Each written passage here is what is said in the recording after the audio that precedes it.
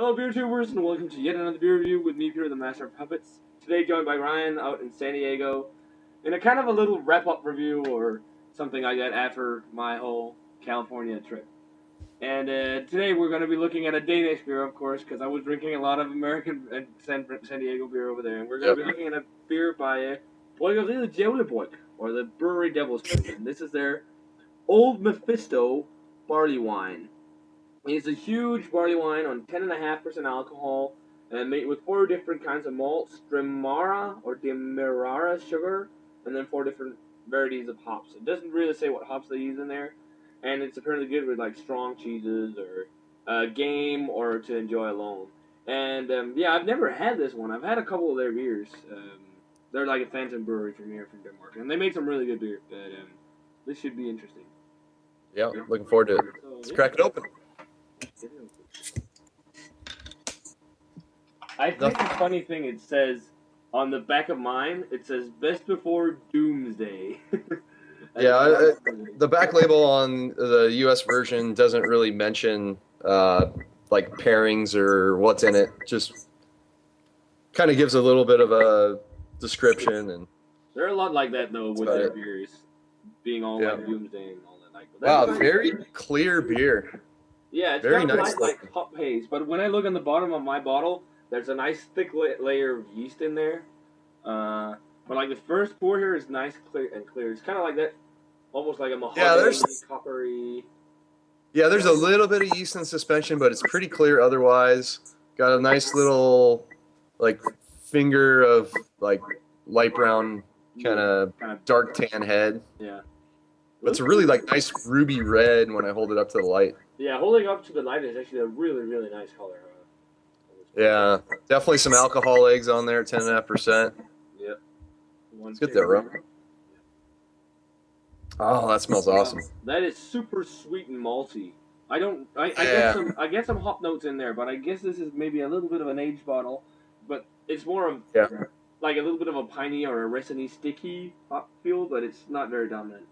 Yeah, I get a lot of like sugary caramel notes. Yeah, really sugary caramel, and like some of those, like kind of just like grain when you mash, I think. Yeah, it's got a really like sweet bready character. That's really pleasant grain bread character.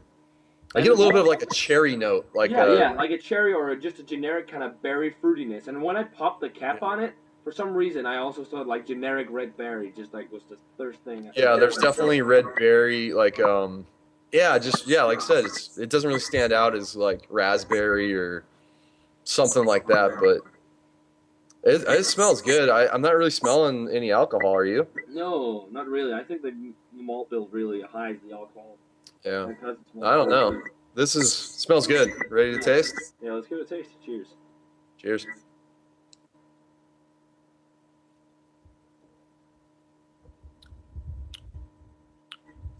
Wow, that's 10.5%. That's insane. You can drink this all day, almost. Wow, I mean, this is my breakfast right now here in San Diego, and first beer of the day. I can't taste any alcohol in this. Me neither. The alcohol is very, very well masked. That is really well done. Follows the nose really, really well. Yeah, it's got a really nice mouthfeel too. It's got that nice kind of silky mouthfeel, a little bit of a dryness to it as well. I'd say it's like a medium, fuller side of medium. Yeah, fuller side of medium, exactly. And yeah, creamy, just smooth, silky mouthfeel. This is scary drinkable for 10.5%. Yeah, and the thing is, you can take it right now. It tastes more like an aged. I can taste like it's more of an American style barley wine because it's got a solid amount of bitterness still. Yeah. And you can it's just kind of right on. It's right on the tip of your tongue, that kind of bitterness, but it's pretty much faded in the beer. It's not as intense as it like probably the fresher bottles are, but there's kind of still somewhat of a trace of a hop flavor in there. But mostly, as you say, follows the aroma. A lot of caramel and sugary notes. Yeah. Yeah, it's sugary without being overly sweet because it does dry out and there's enough hop in there to to balance it out. It's a really well overly balanced because it's sugary, sweet caramel, that sweet bread characters. Yeah, kind of like those red fruits, the red berries. But it's so dangerously drinkable, though. Even though it's a barley wine and 10.5%, and barley wines are huge beers, this goes down really, really easily. Yeah, it's got that sort of cherry berry note that I get it kind of towards the back end, like as it's drying out. And it's just a really well done barley wine. This and some bourbon barrels would be amazing. Yeah, that'd be phenomenal, especially because of the balance. If they could balance the bourbon and oak flavors right in there, that would be phenomenal. Yeah, get some vanilla notes in there, but as it is, I'm liking it so far. Yeah, it's a pretty good base beer. Rating wise for me, I'm gonna give this a 90. It's a really good barley wine. Djævlebryg in general makes some really tasty beers. So yeah, what about you, Ryan?